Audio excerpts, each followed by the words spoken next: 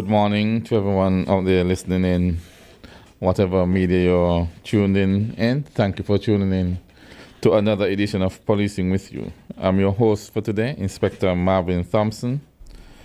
And for the last two programs that I've been here, I've been spending some time talking about our young people and just giving some attention to that particular topic. This morning we'll have a similar discussion. In studio with me this morning, I have a guest, and I'm going to allow him to introduce himself. Good morning, everyone out there in Radio Land and Internet, wherever you are in the world. I say good morning to you, or even if it's night, good night or good day. My name is Lawston Percival, and I'm a probation officer with the Department of Child Probation and Protection Services. And I say thank you very much, Inspector, for allowing me to come here with you this morning. Thank you very much. Well, thank you for accepting the call to come and share with us. So you mentioned that you're a probation officer. Yes. Tell us a little about what that role entails. Okay, probation officer, and my unit that I'm attached to is the Child Justice Unit. And what we do, we get involved with young persons, juveniles, when they are displaying, whether it is reported to us officially or we know about it by seeing it when we visit the schools or just going about our business on the road. We see children who are displaying behaviors that are not becoming for young people. We get involved. If it is reported to us by the schools or whether by some other organization or entity, we get involved, and what we do, we pay a visit to that juvenile, whether it is in the school, at their home, wherever it is, and we try to find out what is the problem, why they are displaying that kind of behavior. And sometimes we do monitoring. If it is something that needs be talking to, we talk to that person, see if we can find out what the issue is, and if we can solve the issue by doing some sit down, some counseling. And I say counseling loosely because we are not officially counselors, but sometimes all the young people needs is somebody who could sit down and have a conversation with them and try and guide them on the right path.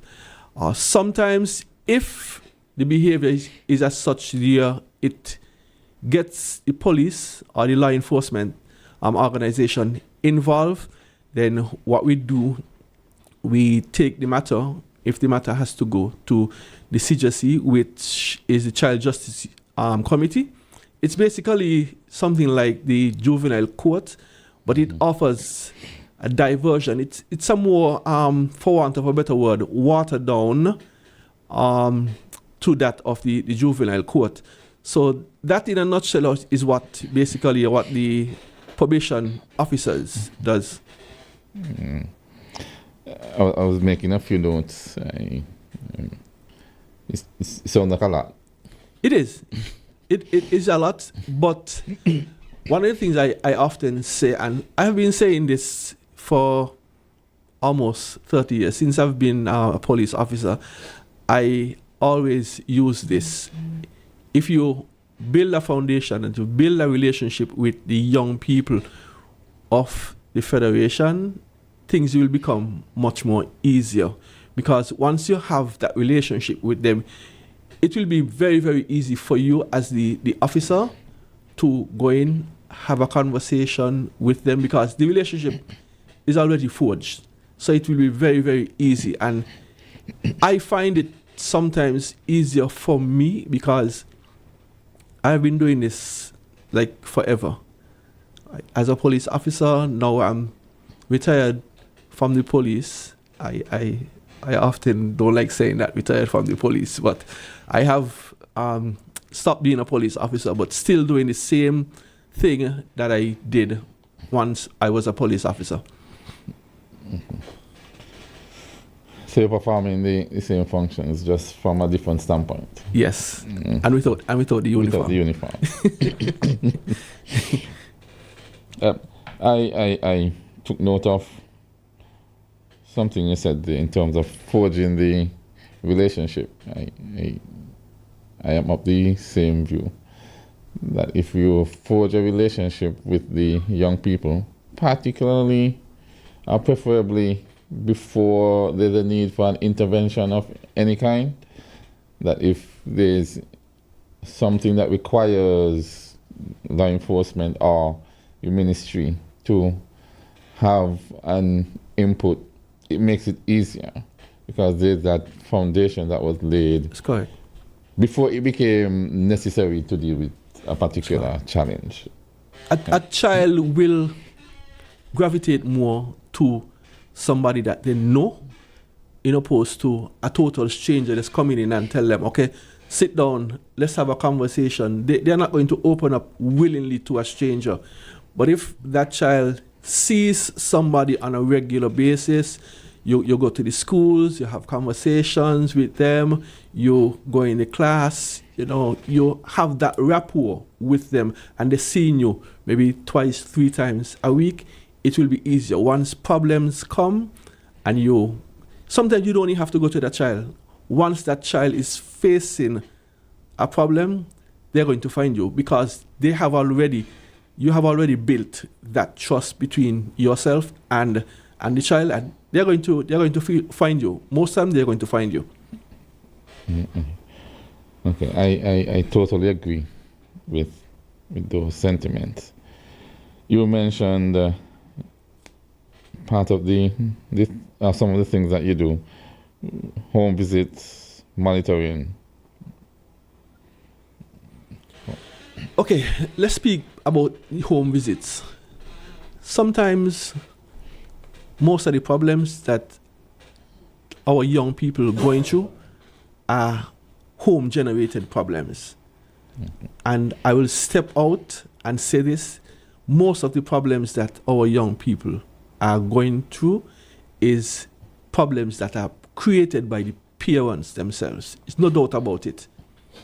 Because sometimes you go to a household and you'll find out, okay, this is why the child is behaving this way.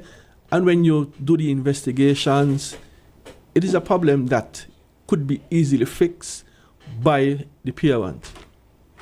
And some of the problems, as I said, is problems that are created by the parents. So sometimes we do home visits because we want to know exactly what we're dealing with. We cannot just say, okay, this child is going through this, and we're going to sit down and speak to the child. We have to know exactly what we're dealing with. We want to know from 1 straight up to 100 exactly, and everything in between there. So we do home visits sometimes. Once it's necessary, we do the home visit. Or sometimes what we do monitoring. If a child comes before us for a particular issue, nothing too serious, we can have a sit down with that child and we tell the child, XYZ be the case, you should not have done this, or this could have happened, something like that. So we give them reasons not to do that again. But we don't leave the child just like that.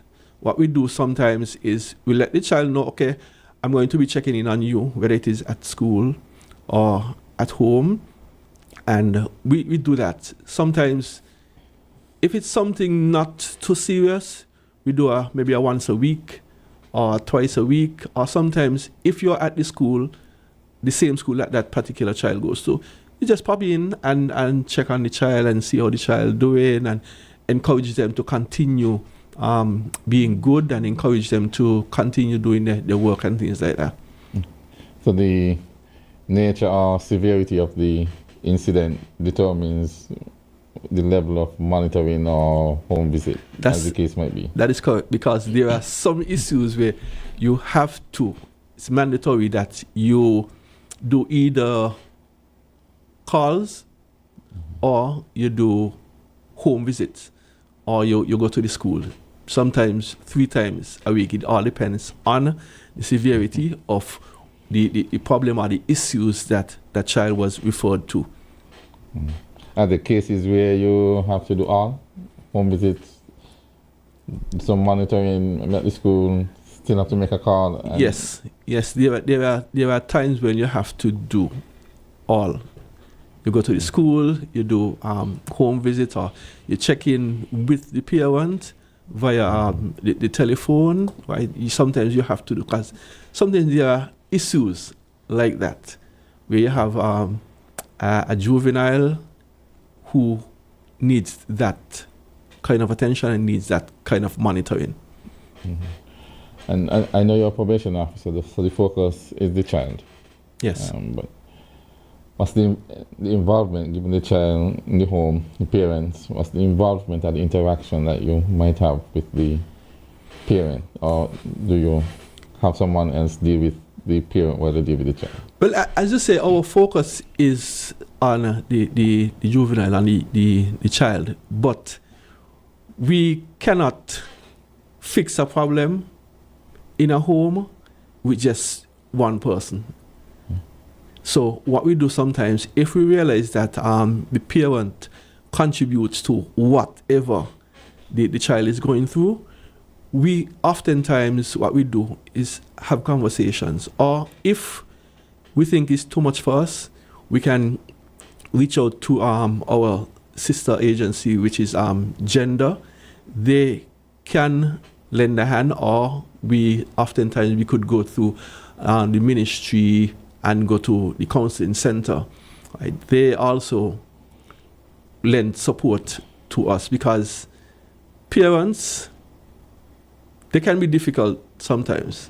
Dealing with young people, it's so much easier. But parents now, the difficulties will step in, so we will need that professional help at times. So yes, we oftentimes step out of our comfort zone and we try and get help from different agencies.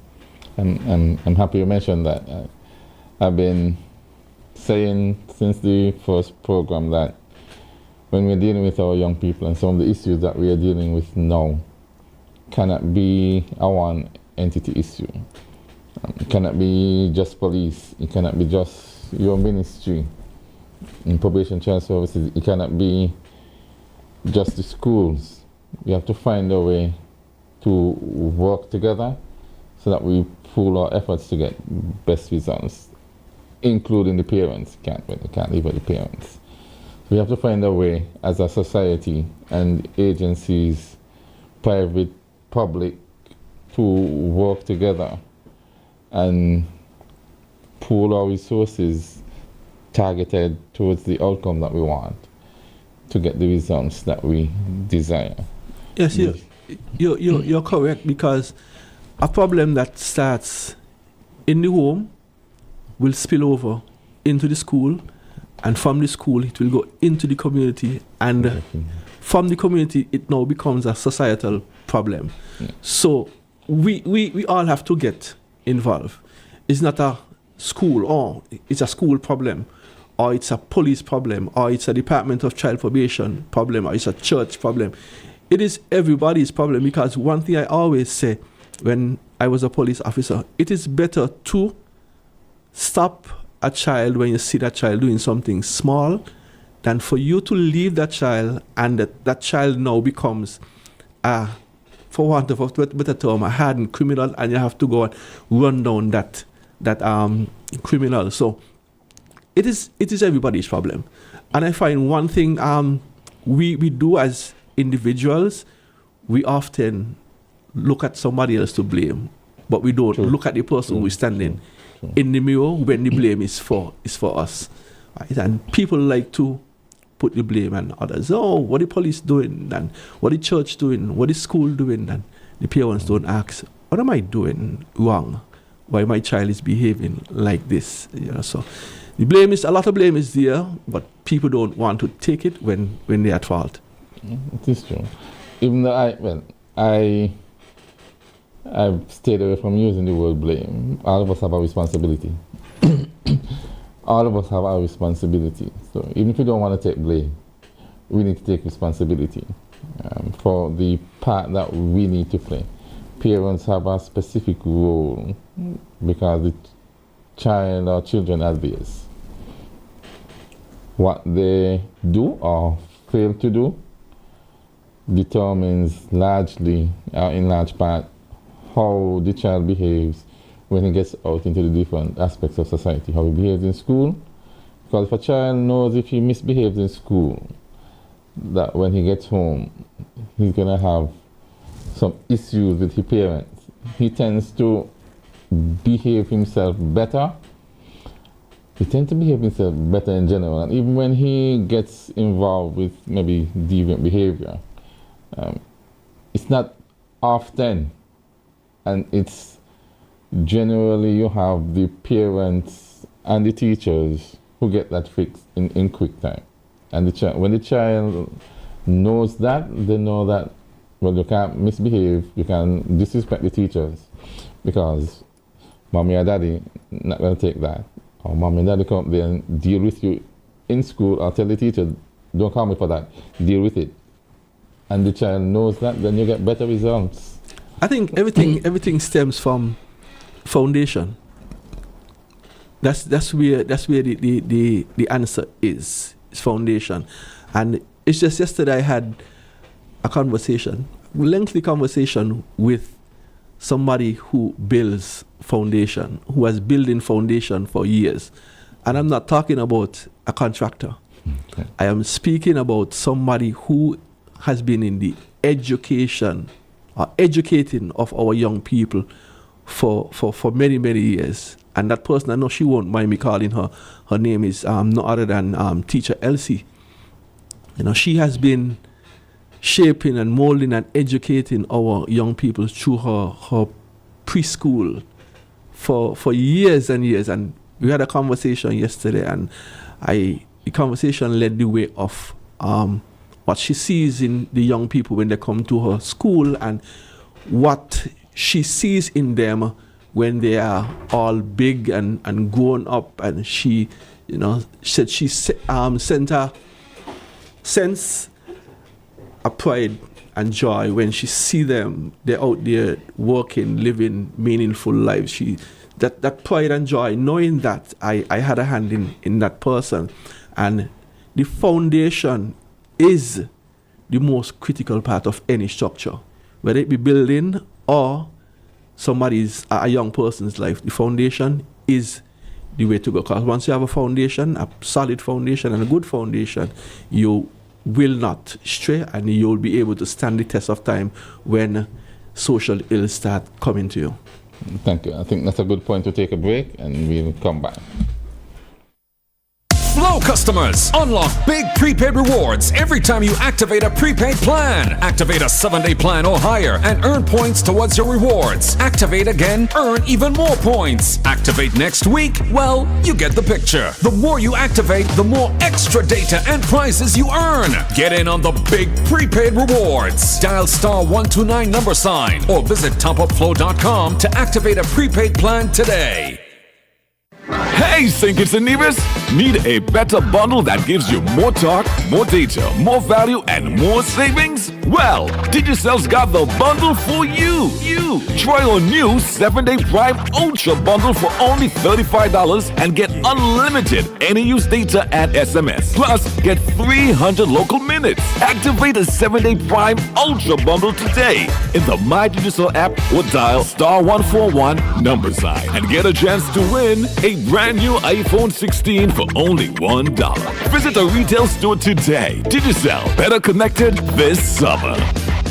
The Cable is giving you a chance to win a trip when you pay your bill in full. Así mismo es. Pasa de las facturas al avión. From August 1st to 31st, clear your balance and you could win a trip for two to the Dominican Republic. Beaches, breeze, and bill-free bliss. Del 1 al 31 de agosto, salda tu balance y podrías ganar un viaje para dos a la República Dominicana. Every full payment, whether online or in-store, is an automatic entry. Don't miss your chance to zero your balance and win. You can go from bills to boarding passes. Pay your bill in-store at The Cable or online at www.thecable.net.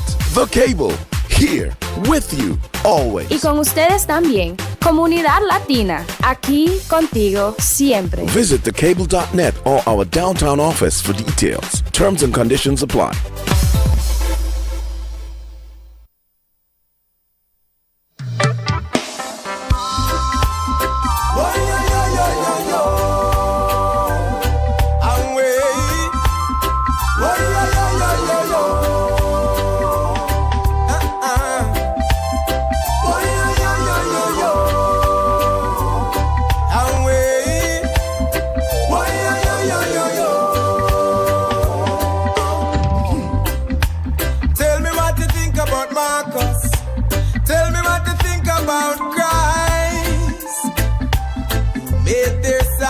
Welcome back to Policing with You. Again, for those of you who are just tuning in, my name is Inspector Marvin Thompson. I'm your host for today, and I have Mr. Lofton Percival from Probation Child Services in studio with me. We were having a conversation about some of the issues we deal with the young people and what his particular department does as it relates to our young people. And some of the things he mentioned was that they do home visits, they do monitoring, they have a discussion and counseling, of course, and where some of the more serious cases requires persons from my end, then we have a sort of, I guess, collaboration. In the break, we're talking about the teacher Elsie. I am not from Basti, but I know the name. So you see the reach. I was hearing down the road and the preschool and the work that she has done thus far. And we have many persons like that who have done and who are doing. But we're still seeing some of the challenges. And you mentioned earlier in the discussion, and we have had persons agreeing with you in previous shows, that the home, the parents, what we do or what we fail to do is the key factor.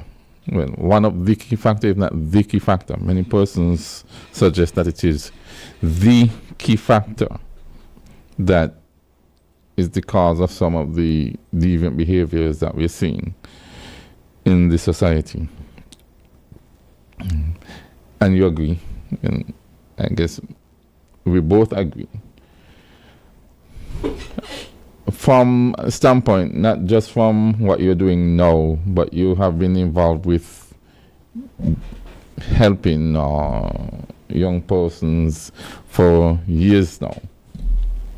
Can you make any comparisons in terms of what you saw then, how things were in terms of the behaviors, the attitudes, and what you're dealing with now, whether it's the same or?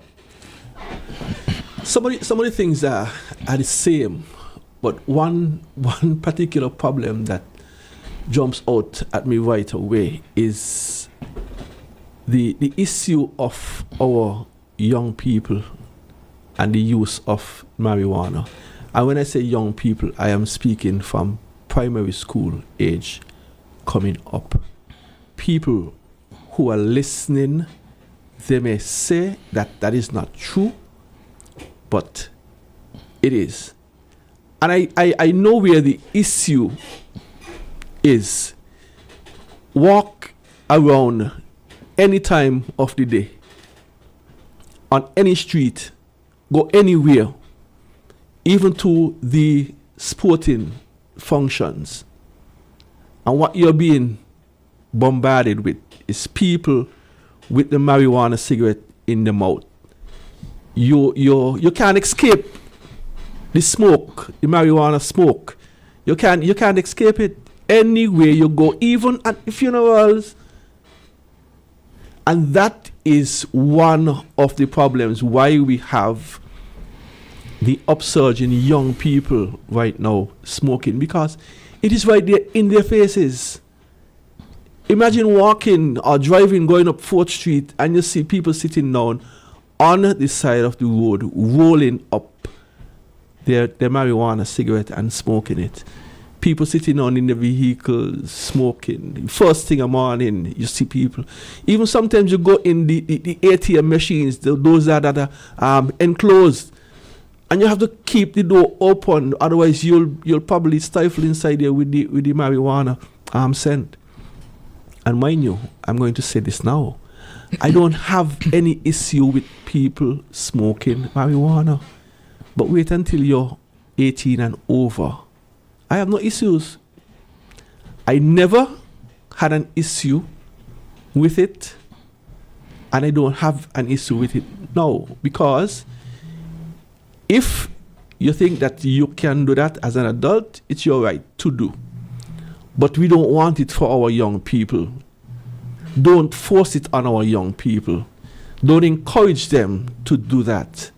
Whether you be a friend, a stranger on the road, parents, do not encourage your children. Do not give them and say, oh, it's the religious belief or whatever the case may be or whatever you believe in. Wait until they are 18 and want to make that particular decision for themselves. That is one, and I think the most problem right now that we are dealing with. Sometimes we have issues with the school fights, the gang-related school fights, the Monkey Hill against the McKnight and those things. And last term we saw it really getting serious. We would have seen on social media some of the issues, some of those fights. And these school fights spill over into communities, because sometimes when the different communities go to do their football in other communities, it spills over into that. So there are issues. Yes, there are issues. How do we solve the issues? Collaborations must be formed. School and home, there must be that continuity. What a child learns in school, the parents in the home must continue pushing it in that child's head. Of course, the academics, you may not be able to do that. But when the child comes home, you find out what's going on with them, you know, what the teacher told you today, and, you know, you should tell your children, when they go in school at mornings, behave yourself. Try and learn as much as possible. Listen to the teacher.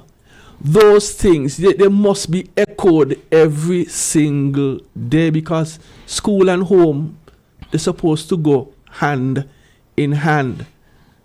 What is learned in school should be continued. And we're not seeing a lot of that happening. Sometimes the children come to school and clearly they're not prepared for school, whether it be uniform or the equipment that they have to come to school with, books, pencil, and those kind of things. And so, I mean, and in speaking about that, the last exams to close out the year, I was in a few of the schools, and children come in school without pen to write the exams. They come in school with their hands swinging. And I want to know what exactly are the parents doing in the homes. Parents are not parenting, and they need to start parenting. They need to start doing that. Otherwise, we are going to continue losing our youth. There's a lot that was said there. Are there any callers? I think we okay. But yes, you spoke about and then there we go back again in terms of the foundation, the home, and the collaboration, the continuity. The teachers and the parents must be of one mind, so that, and the students need to be aware of that. They must know that what the teacher saying would be reinforced when you're at home. And I must know that when I send my child to school, that whatever values I'm trying to inculcate in them to make them good citizens in the society, that would be reinforced in schools, at least by the teachers or the authorities in the school. The marijuana issue, and I'm a police officer. I'm not automatically biased. I'm not automatically biased, and I have said, as you have just said as well, I have no personal issue with the marijuana use. In either case, my personal opinion is irrelevant. I will govern myself according to my occupation. I will work with the tenets of the law, whether in enforcement or in terms of having conversation where I'm representing the organization. We'll take the call. Okay. Yeah, so I'll work within the confines of the job. If I am expressing a personal opinion, I will make it clear that I'm expressing a personal opinion, but that does not prevent me from doing the job. Okay, go ahead, caller. Welcome to Policing with You. Good morning, Inspector. Good morning, Good morning to your guest. I want to shout out all the former commissioner of police, especially Stafford Liebert and my good friend Queely, Ian Queely. Yes, Officer, yes, you all said a lot.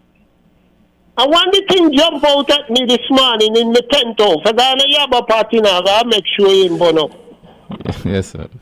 One the thing that jump out at me is when your guest say that parents forcing the children to smoke in marijuana. I'm a Rasta man, and none of my boys could talk.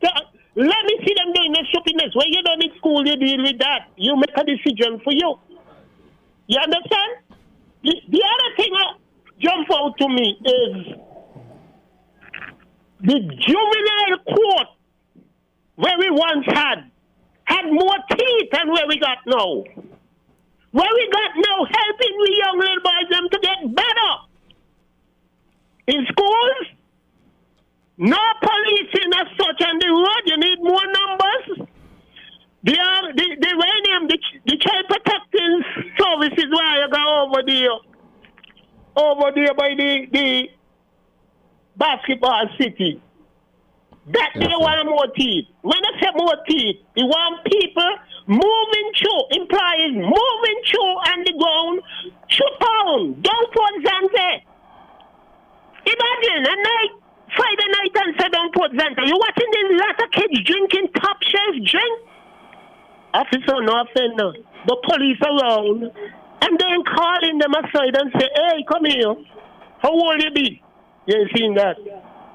Meredith Stafford, Seabrooks, my good friend over country. Them guys never used to play. Even one of them, what do you call him? One used to from Sandy Point. He died now, he had a bakery. Jones. Yes. Jones was a pit bull. Meredith and Stafford. These guys is who helped to shape generation. And nobody don't call the name. Nobody don't call the commissioner's name. Not even all Warren, who has so much to offer to you all in the job. Nobody does call the name. But yeah, now we call the name. I want to say good morning to my good friend Corporal Weenie and Corporal Rouse and Dexter, hard-working policeman. And I hope before I depart this life here, I see something good happening for them. I would like to see all of them walk till the 60th hour when they meet their commitments, when they gather sufficient cash to meet their commitments and they call it a day. I would like to see that. And it will happen. Because people will come and do that. Especially once I'm in the land of the living. I will make sure that happens.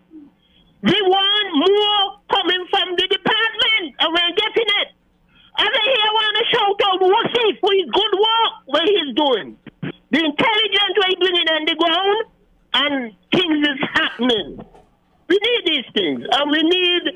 they want to ban to the security. We're losing the fabric of our country, the young people them.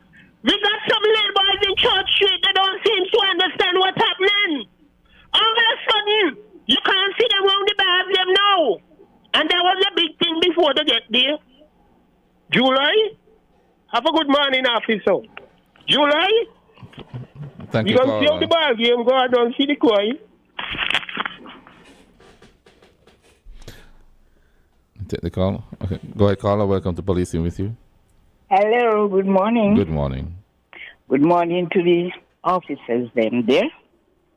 Especially that officer, I want him to know, as I always said to him, once a police, always the police, whether you're in uniform or not.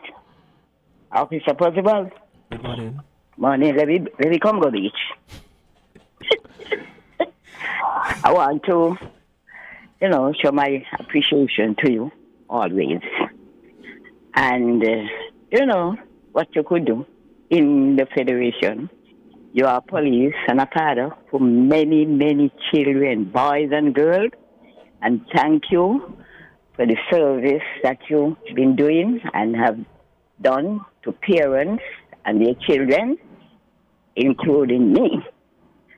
And when you say you spoke to teacher Elsie, I always prefer her bigger up because she trained my children, my two girls, Jessica and Marcia, Sugar Bowl. Reverend Stassi, who is a minister, and call her name Sandra, and it's her two children. One is a lawyer, one is a doctor. So she trained many children. People may say she may not have any children, but she brings them up from small, and she's proud to see the way they carry themselves right now. And if it's left to you, I could tell you, you will go around the whole country and look after all the boys, them you see all over the place, all schools and everything, because you're capable of doing that. Thank you for your service. Thank you for the work you're doing. And other policemen too, other police, past and present. And good morning to all the police, Rose, Mr. Williams, Henry, and all the other police officers and the teachers who are our children's second mother. You all have a good day. Keep up the good works. And be safe. Thank you. All right, thank you, very much. caller. Thank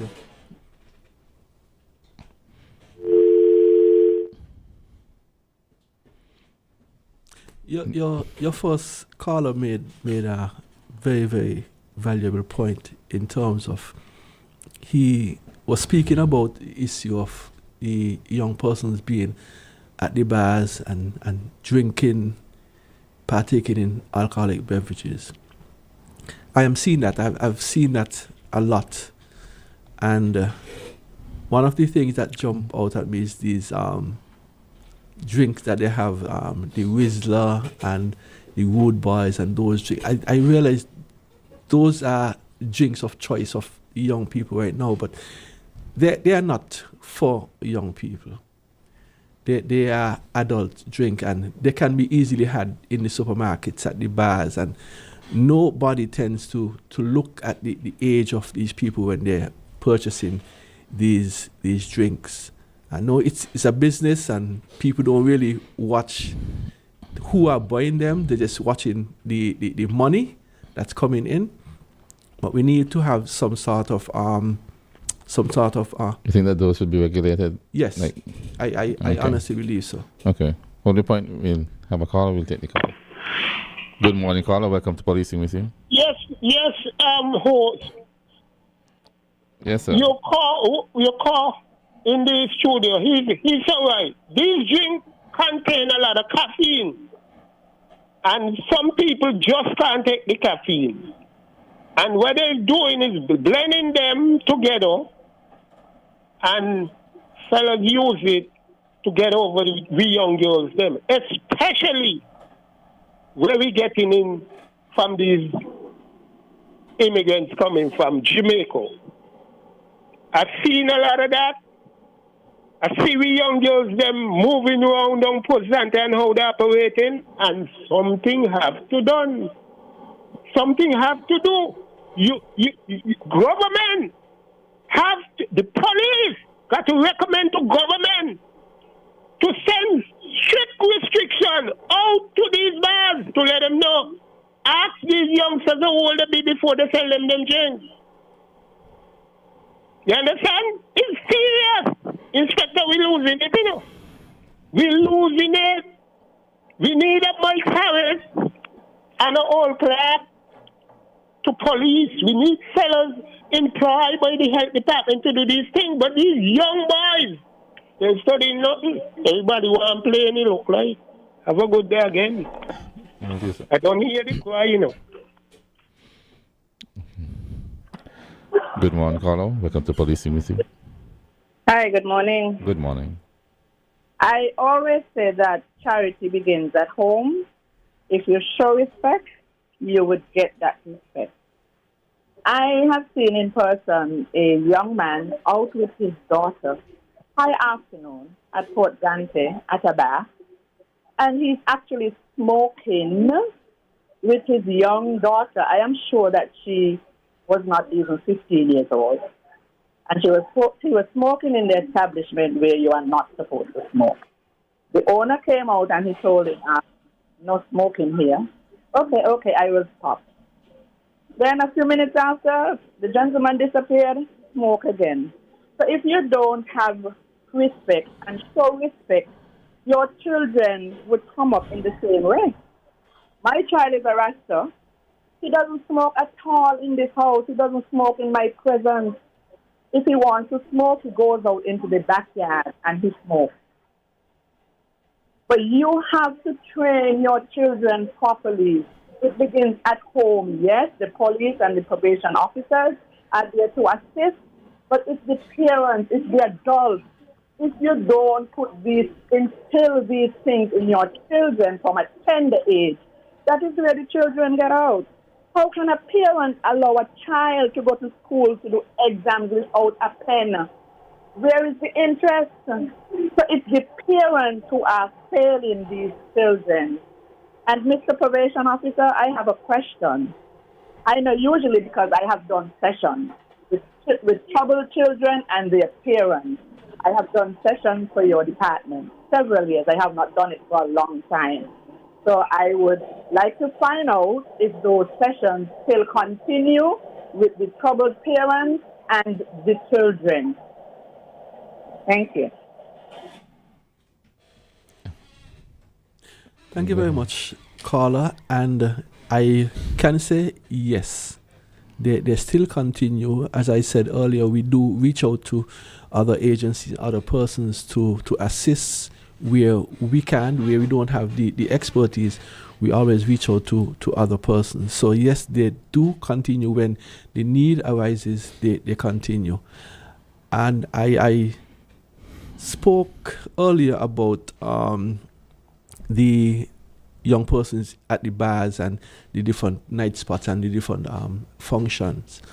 And one of the things that jumps out at me is sometime back, I think it was early up in the year, we had this big song and dance about the age that children are supposed to be on the road and the time they're supposed to be off, and everybody was okay, hip hip hooray, we're gonna get something done now. And after a few weeks, everybody forgot about that, and you see now the children are back on the road late at nights, sometimes after 11, after 12. You're seeing this lot of, especially young girls. One of the places I could speak of is when they go to the movies. I mean, sometimes you see underage children, they're doing the late night movie. And sometimes after 11, they're still on the road trying to catch bus and those kind of things. And so that is not supposed to happen. Parents are not supposed to be in the comfort of the house and the children out. That is not supposed to happen. These things are recipes for things to happen to our young people. And parents must start showing concern about where your children are, who they are out with, what function they went to, and things like that. We need to now start to get that sort of concern and not let your children run around, run wild just like animals on a farm. It doesn't make any sense. Thank you. Any final thoughts? For me, my departing thoughts, I I don't like to say departing thoughts, because if I start to speak, I don't know when I would end. But what I'm going to say is, we all need to get together and start looking out for our young people. Because if we don't, we are going to continue losing them. If not one way, another way. So let us all get together and start looking out for our young people. Okay, thank you. And again, I echo the sentiments.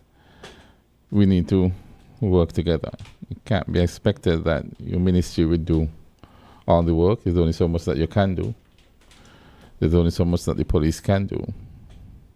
I would even go as far as to say there's only so much that the parents can do, but the parents at least need to do enough. And when they realize that they might need the particular assistance, then they can reach out. But there needs to be that foundation that they set, so that certain things can be built upon.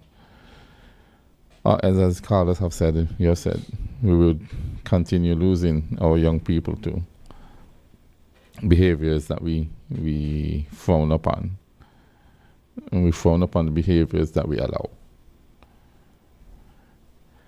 I think that's where we'll end today, and we thank all those persons who called in and shared their views. We always welcome the views and welcome our callers. And for those of you, our silent listeners, thank you for tuning in. I know you're there, and we appreciate.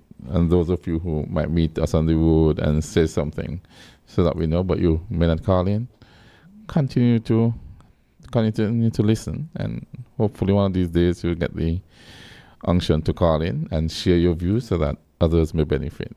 But thanks to all, and have a blessed day.